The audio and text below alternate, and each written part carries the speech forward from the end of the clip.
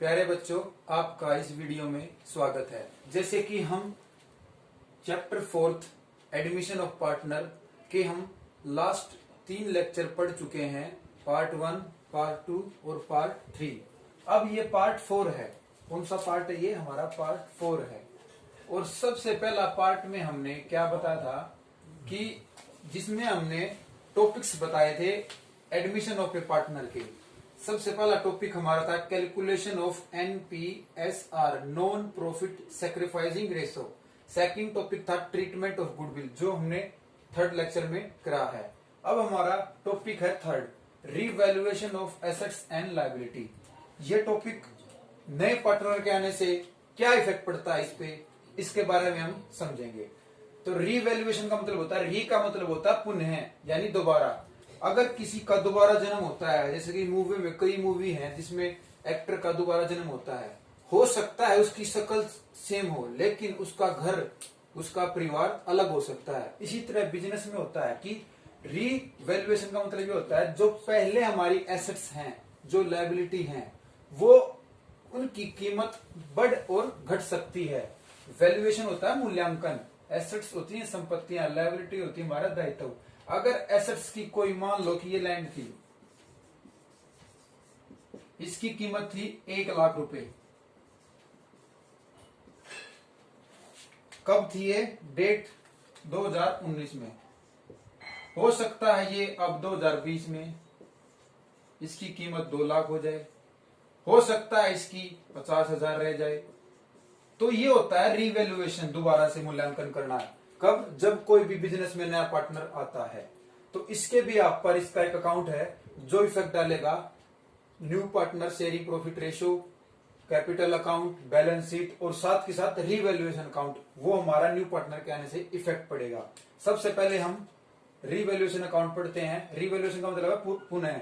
जब भी कोई एसेट्स और लायबिलिटी बिजनेस के अंतर्गत होती है, उसका दोबारा से वैल्यू चेक करना हमारा क्या कहलाता है? रीवैल्यूएशन अकाउंट कहलाता है। ठीक है। लायबिलिटी क्या हो सकती है? अगर कोई क्रेडिटर है हमारे पास, क्रेडिटर हमारे पास 20,000 थे, इनमें से क्या हुआ, किसी ने उस टाइम क्रेडिटर की वैल्यू 20,000 रुपए थी, लेकिन हो सकता है अब वो वैल्यू घट जाए या बढ़ जाए। उसी तरह उसका भी हमने लायबिलिटी चेक करनी होती है। अब हम चलते हैं, इसका पहला पॉइंट क्या है रीवैल्यूएशन का? To decrease in assets. अगर कोई एसेट्स घटती है तो हमने इस साइड लिखनी है DA, डिक्रीज इन एसेट्स। अगर कोई एसेट्स बढ़ती है तो हमें कहां लिखनी है? इस साइड, इंक्रीज इन एसेट्स। इसी तरह ये हमारी डेबिट साइड है, ये हमारी क्रेडिट साइड है। डेबिट साइड में अगर कोई लायबिलिटी बढ़ती है तो हम कहां लिखेंगे? डेबिट साइड में। अगर घटती है तो कहां लिखेंगे? क्रेडिट साइड में। इसी तरह थर्ड, टू अनरिकॉर्डेड लायबिलिटी, एक ऐसी लायबिलिटी जो रिकॉर्ड नहीं की, बाय चांस किसी को पैसे देने थे, उसके हम लिखने भूल गए, तो वो किस में लिखी जाएगी? अनरिकॉर्डेड लायबिलिटी में। टू अनरिकॉर्डेड एसेट्स, एक ऐसी एसेट जिसका हमने मूल्यांकन नहीं किया बिजनेस में। जैसे कि मान लो कोई बिल्डिंग है, या फिर कोई कूलर है, या कोई AC है, गाड़ी है, मटेरियल है, कुछ भी हो सकता है एसेट्स हमारी, वो हम लिखना भूल गए उसका वैल्यू, तो वो अनरिकॉर्डेड में आएगी हमारी, वो उसमें लिखी जाएगी। इसके बाद है प्रॉफिट। अब जो प्रॉफिट हमारा डेबिट साइड में, अगर हमारी क्रेडिट साइड ज्यादा है और डेबिट साइड कम है तो हमारा प्रॉफिट निकल के आएगा। अगर डेबिट साइड ज्यादा है और क्रेडिट साइड कम है तो हमारा लॉस निकल के आएगा। तो ये रीवैल्यूएशन अकाउंट है जिससे बिजनेस में इफेक्ट पड़ता है। हम अब इसका कैपिटल अकाउंट और बैलेंस शीट पढ़ेंगे। जैसे कि हमने अकाउंट के बारे में जान लिया है, क्वेश्चन में यह भी पूछ सकता है कि आप इसकी एंट्री करके दिखाओ। तो जाहिर सी बात है कि जो डेबिट साइड में हमारी ये सारी की सारी आइटमें लिखी गई हैं, अगर एंट्री करेंगे तो ये सारी की सारी क्रेडिट मिलेगी रीवैल्यूएशन अकाउंट की। जैसे कि एक एंट्री को लेते हैं, क्या कि अगर ये यहाँ डेबिट है, ऑफिशियली ये क्या मिलेगी? यहाँ क्रेडिट।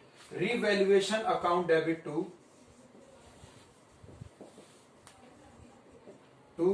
एसेट्स।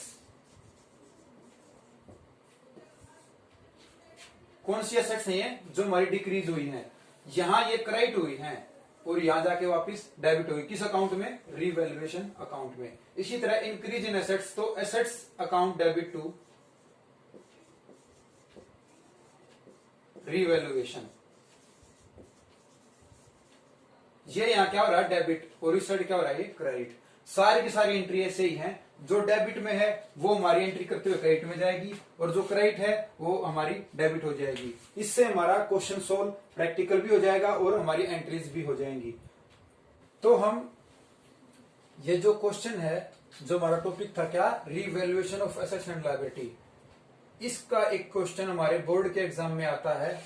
ये 3 अकाउंट उसके लिए जरूरी है, रीवैल्यूएशन, कैपिटल अकाउंट और बैलेंस शीट। बोर्ड एग्जाम में 8 मार्क्स का क्वेश्चन आता है, और इस बुक से ये बड़ा क्वेश्चन आता ही आता है 8 नंबर का। ठीक है, तो इसको बड़े ध्यान से पढ़ना हमने।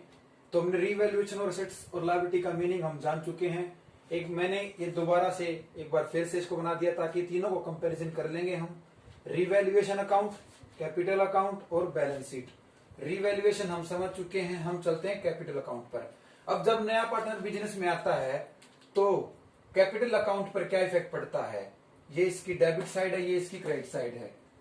तो क्या होता है, सबसे पहले पार्टनर्स जो हैं उनके पास कैपिटल है बैलेंस शीट में हमारे, जैसे कि ये लिख रखा है, क्या लिख रखा है, ये कैपिटल है। ये हो सकता है हमारी बैलेंस शीट से उठा के हमने ए बी सी की कैपिटल हमने यहां रख दी। ठीक है, ये बाद वाली कैपिटल है जब हम आंसर निकालेंगे।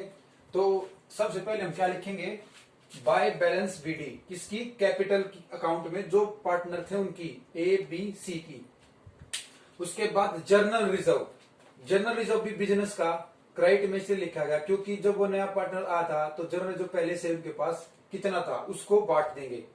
उसके बाद रिजर्व फंड, जितने भी रिजर्व हैं या रिजर्व फंड है वो सारे में क्रेडिट में लिखने हैं, ये ध्यान रखना है। ए बी सी में बांट देंगे जर्नल रिजर्व को। उसके बाद रिजर्व फंड को भी बांट देंगे। कोई गुडविल है लाया है जो नया पार्टनर, उसको इन में पुराने पार्टनरों में बांट देंगे।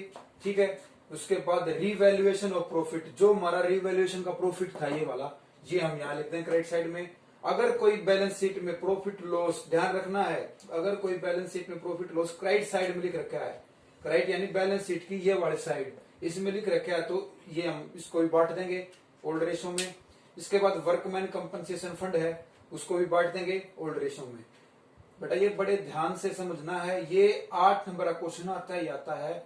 इसको सिर्फ ये बेसिक से पॉइंट है, ये सारे के सारे याद रखने की क्रेडिट में क्या आएगा और डेबिट में क्या आएगा। डेबिट में क्या आएगा, कोई गुडविल है जो बुक्स की एसेट साइड में है वो हमने बांट देनी है। कोई लॉस है रिवैल्यूएशन का जो यहाँ से आया है वो लिख देना है। अगर कोई प्रॉफिट है, डेबिट बैलेंस का मतलब ये है कि एसेट्स की साइड में हमें कोई डेबिट बैलेंस रखा है तो वो हमने डेबिट साइड ही लिखना है। कोई एडवर्टाइजमेंट एक्सपेंस है वो भी बांट देना है, और लास्ट में बैलेंस बीडी निकाल देना है।